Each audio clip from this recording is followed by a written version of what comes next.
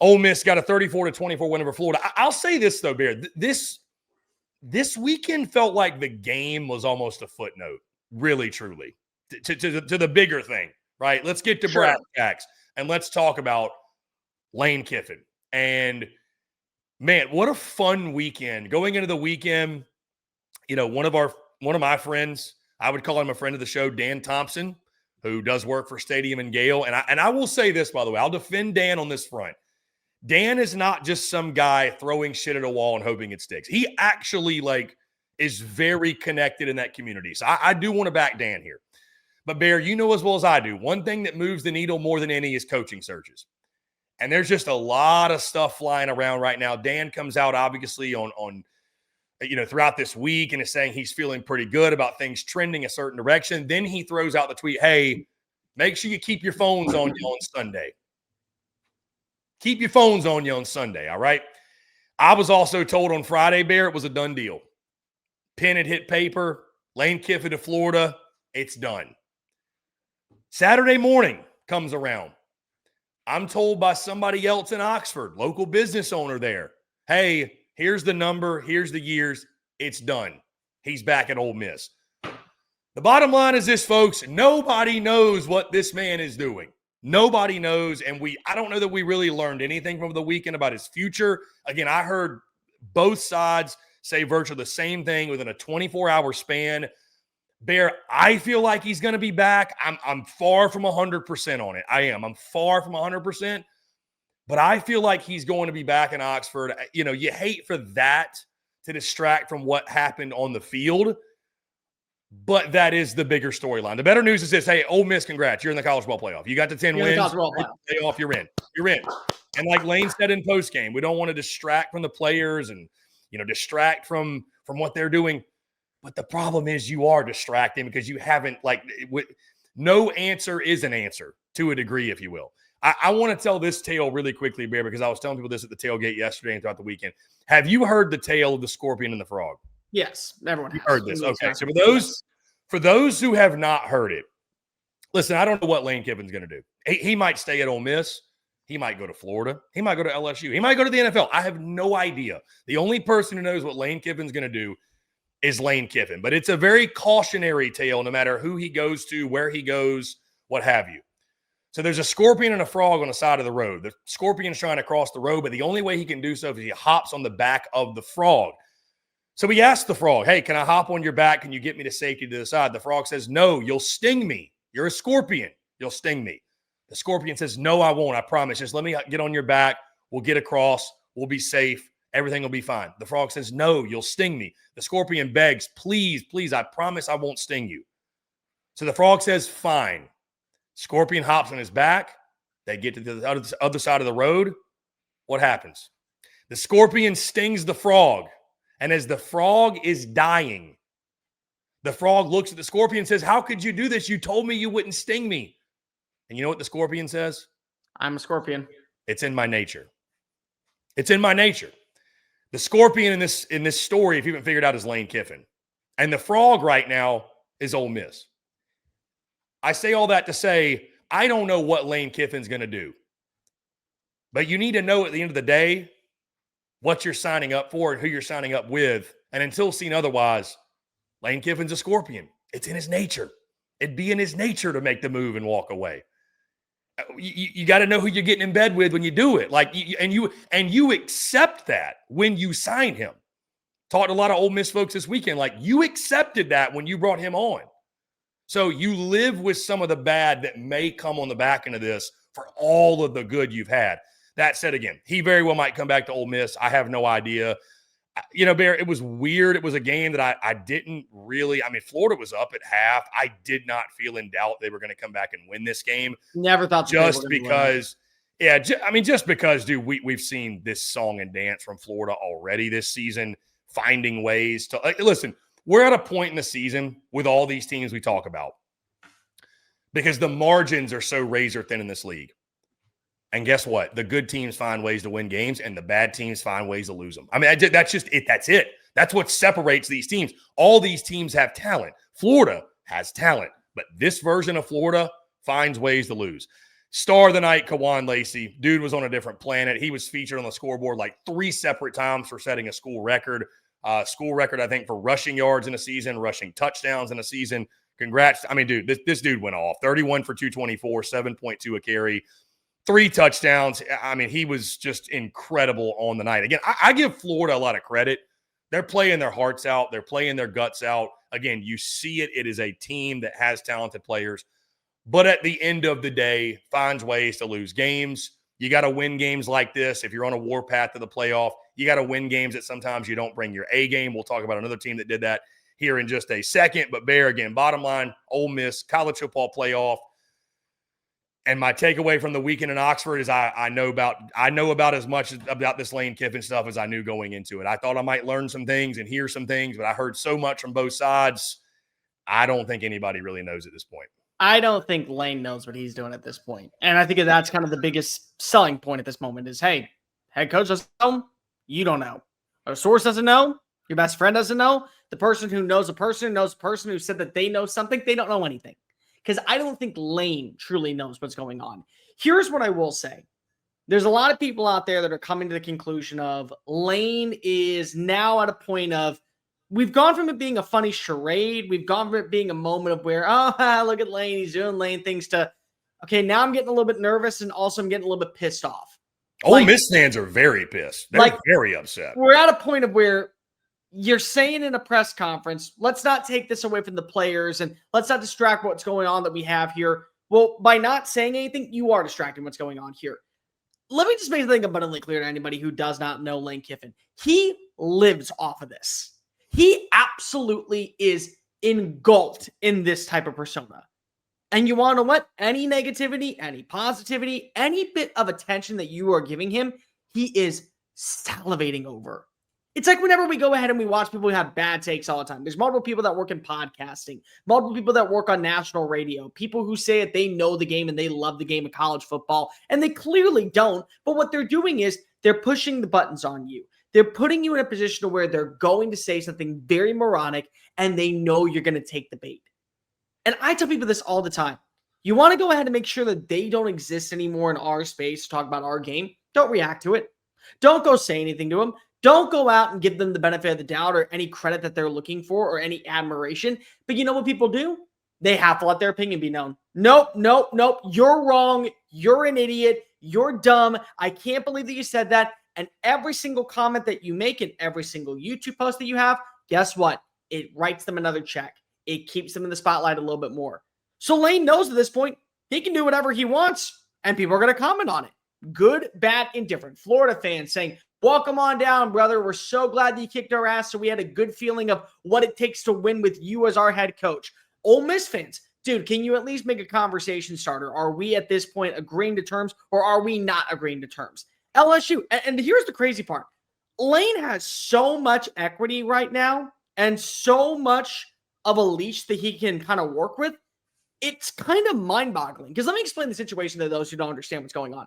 Lane can go to Keith Carter and say, this is what I want. X, Y, Z, A, B, C. All of these are part of the non-negotiables that I need here, on top of the non-negotiables that you've already given me. Like my kids being able to come visit the complex whenever they want. My dog Juice being able to stand on the sidelines. Me being able to fly in my family every other weekend. Like all things that Ole Miss has already agreed to, they now have to double down and say, yep, we're willing to do that again. And if they say no, he gets to take that next offer and go on over to Gainesville and say, all right, they said no. Can you match it? And if they say no, all right, LSU, can you match it? Hey, the NFL, can you match it? State College, Pennsylvania, you want a head coach? You want me to leave the SEC, come to your neck of the woods? Can you match this? He has such leverage over everyone. He's winning the game.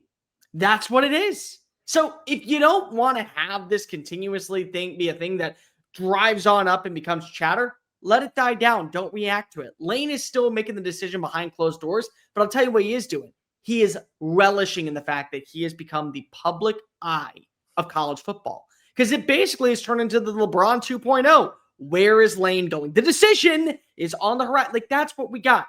Now, as for the game itself, I saw somebody in a multitude of people, and I'm not going to give their names because I don't respect them. So I don't respect you. I don't give out your name. Tweet out, how can someone say you give belt to ass to us when we only won by 10? When you only won by 10? You're right. Ole Miss is not allowed to say that they gave belt to ass to Florida by winning by 10. 3-win program. But when Kewan Lacey averages 8 yards a carry, puts up 224 yards, and very well beats Florida by himself, if he wants to grab the literal belt and go snap it a few times, that man is allowed to do whatever the hell he wants. Because he kicked your ass. Like, single-handedly, Kewan Lacey won this football game for Ole Miss and set them to the college football playoff. He was elusive. He was decisive. Great cutbacks. Physical whenever he made contact. He beat the brakes off of Florida defensive backs, and he stood over them and laughed afterwards. He leads the SEC in rushing touchdowns. He leads the SEC in yards after contact. He leads the SEC in yards per play. And keep in mind, this was a kid that couldn't break on the field last season at Missouri, where Missouri's got a pretty freaking good running back who may be the best running back in the SEC when we're talking about it at the end of the day. Like, just incredible the type of talent that Lane finds and turns into a household name. I saw a comment earlier that if we saw Trinidad Chambliss lead Ole Miss at the start of the season, he'd be leading the SEC in passing yards. Yeah, I totally agree with that. Once again, made some really good decisive throws. Once again, was able to build a great repertoire in the passing attack. 4 different receivers caught at least 3 passes for over 36 yards. 4 different receivers had receptions of over 15 yards downfield. It was an offensive consistent clinic when it needed to be. And the defense did enough after giving up 3 early touchdowns to be able to pull away and guarantee they got a win. Ole Miss is going to the college football playoff. Lane currently has a job with Ole Miss for at least 3 more weeks. They get a bye week to mentally prepare for the Egg Bowl. And now the only question is, who are they hosting in the first round? Because they probably aren't going to Atlanta, but I'm not sure if they really care if they get to go face off against the number 12 seed Tulane or North Texas or Navy at this point, because that almost guarantees them a spot in the Final 8. Yeah, I will say this. I think Ole Miss fans have a right to be frustrated with Lane right now. I do. Because it feels as if his situation, it is distracting from what the focus should be, which is one of the greatest seasons in Ole Miss football history.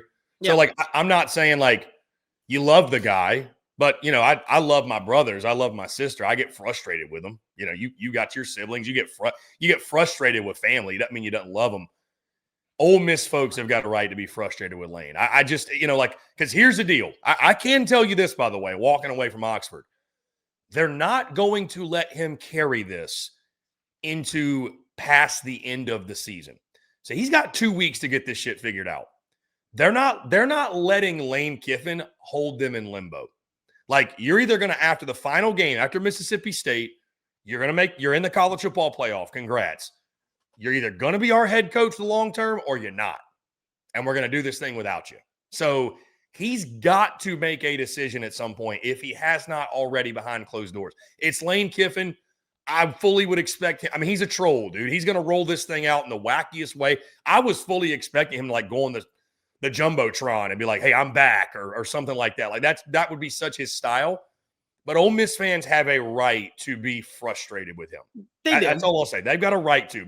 And I saw an article this morning from somebody just talking about, all right, Lane, like, these distractions almost cost your team a football game. Like, you didn't look as sharp as normal, and it's hard to convince people that this isn't a reason why. Like, that this big distraction looming over your football team isn't a reason why. Maybe that's just a convenient excuse, but it doesn't help anything. So I think Ole Miss fans, you got a right to be frustrated, and they're going to make him bear, for lack of a better way of putting it. They're going to make him shit or get off the pod after the last game of the season. You're either going to be with us or you can hit the road and we'll start and get ready for this playoff thing without you. Problem is that you have to be, and here's why you have to do it that way, because you have to be able to have a contingency plan in motion to land your next head coach. Yeah. If he, and again, there are many names that are going to be linked to this job who are going to be linked to other jobs around the world of college football. I can tell you right now, John Summerall would be my first phone call if I was Ole Miss if Lane Kiffin leaves for Florida or LSU. He just wouldn't. Auburn's going to be going hard for him. You can't wait around for Auburn to land the guy that you think is as good as a fit for your culture because of Lane to want to go ahead and hold out and figure out what was going to be his plan. I haven't really decided at this point. What if Bob Chesney, really, really, really good coach at James Madison, ends up being a guy that is highly sought after? And Ole Miss, Keith Carter looks at what he's been able to build, what he's been able to sustain, how he's been able to recruit. and say, that's a dude that I can put my faith into. Well, he's out of the playoff hunt, and Lane still is in it, and Lane is making it clear, we're going to Florida. I'm going to Florida after this. You're wasting time when Virginia Tech is making phone calls. Potentially NC State is making phone calls. And maybe we could say Florida State is making phone calls and Penn State's making phone calls. And you're now wondering what is going to be the course of action for your program long-term. So it just makes sense that you have to go through it. I have been told, and I don't know how clear this is, there at least has been a vetting process in motion that names they would consider to replace Lane if he does leave. It is a very short list. So they have a good understanding of who they think could come on in and replace the team and keep the same momentum going. It's not a big one. So they have kind of got it narrowed down. So it does feel like if they were to lose Lane, the next motion in action would be pretty quick to go ahead and guarantee that they're still trending upward going into 2026. But again, right now it doesn't matter because Ole Miss is in the college football playoff. They have an opportunity to go 11-1, which also would be another record. It'd be the first 11-win season in program history during the regular season. So again, a lot of things that do benefit a team like Ole Miss to where it's just another checkbox of why the hell would you want to leave the situation that you're in? And I will end on this. Lane has got it made at Ole Miss because of the way they treat him and the way that they're going to continue to treat him. And they did not have to do that for a lot of people, but he's earned that respect. He's earned the right to ask for a little bit more and gain that leverage. But everyone has a breaking point. You can't just sit here and hopefully bank on them saying, well, you know what? I want this, that. Lane, we've given you all that we can.